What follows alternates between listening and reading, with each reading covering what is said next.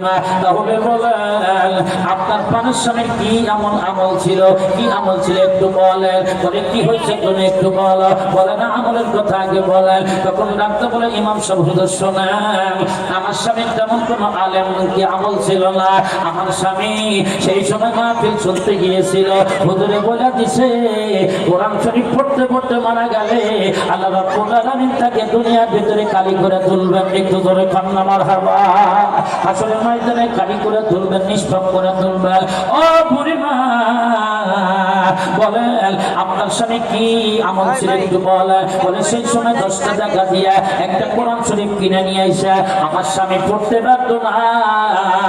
রাতের বেলা হেরিকেন ধরাইয়া এমনকি চশমাটা চোখের মধ্যে লাগাইয়া পড়তে পারতো না। প্রত্যেকটা কোরআন শরীফের প্রত্যেকটা লাইনের প্রতি আঙ্গুল ঘুরাইছে আর বলছে হাযা কালাম রাব্বি, হাযা কালাম রাব্বি। ওগো আমার মাওলা, আমি তোমার কালাম পাঠ করতে পারি না, এটা আমি স্বীকার হচ্ছে এটা তোমার কালাম। যখন আল্লাহু আকবার। ওই মুসলমান ভাইরা আমার এই মাত্র এই মুরব্বি প্রতিনিয়ত ভাইরা আমার চোখের পানি ফেলায় আর কোরআন শরীফ ভাইরা আমার তেলাওয়াত করতেছে। এই ভাইরা আমার পড়তে পারতো না কিন্তু সাক্ষ্য দিচ্ছে এটা তোমার কালাম। পরিমা বলতে হবে না, আমি এবার বোঝা ফেলাইছি আপনার স্বামী কোরআনকে মহব্বত করার কারণে, কোরআনকে সম্মান করার কারণে আল্লাহ রাব্বুল আলামিন দুনিয়াতে ইজ্জত দিয়েছেন। দুনিয়ার জানাজার মধ্যে অসংখ্য ফেরেশতা রহমতের ফেরেশতা অবতীর্ণ করে দিয়েছেন। একটু ধরে কন্যা সুবহানাল্লাহ।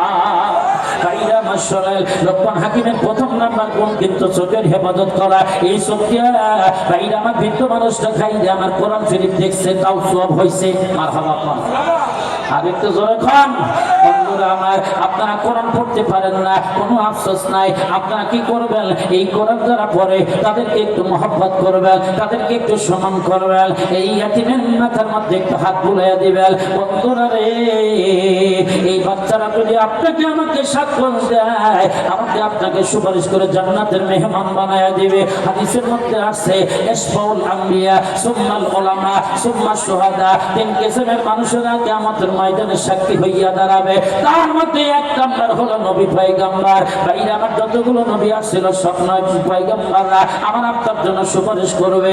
আর 2 নাম্বার হলো আমার আপনার এই যে মাদ্রাসা কাসেমুল আলম মাদ্রাসার মধ্যে ছোট্ট ছোট্ট বাচ্চারা এই যে আমার পূর্বে কত সুন্দর করে জানাজার নামাজটা আদায় করে দেয়। ভাইরা আমার কত সুন্দর প্রদর্শনী দেখাইলো।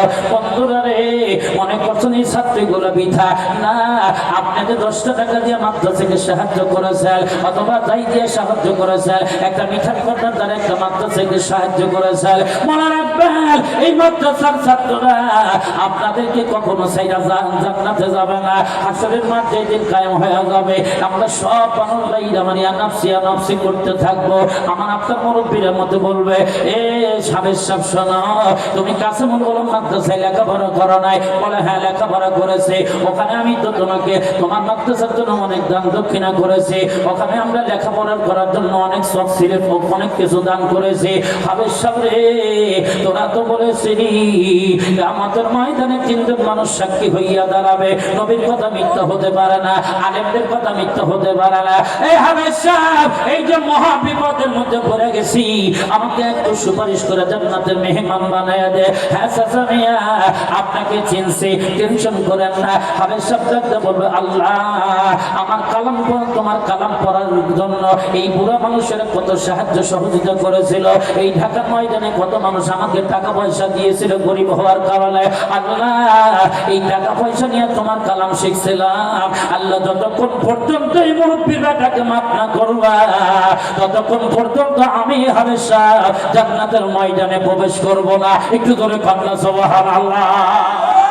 এই জন্য ভাইরা আমার, মাদ্রাসা করে লস হয় নাই, মাদ্রাসায় লেখাপড়া করার দ্বারা লস হয় নাই। জীবন কিন্তু কয়েকদিনের ভিসা ভাইরা আমার, জীবন কিন্তু কয়েকদিনের ভিসায় থাকা তখন যাবে না। এই মরার রাতে মরার আগে ভাইরা আমার বাড়ির থেকে টেলিভিশন রেখে মরা যাবো, বের করে মরা যাবো। তার কারণ এই চোখ দিয়ে যেন কোনো গুনাহ না হয়। এই চোখ দিয়ে আমরা সর্বদাই কিন্তু কোরআন পাঠ করতে থাকবো, হাদিস পাঠ করতে থাকবো। আল্লাহ পাকের অসংখ্য নিয়ামত দেখে আল্লাহ পাকের শুকরিয়া আদায় করার দরকার আছে না নাই?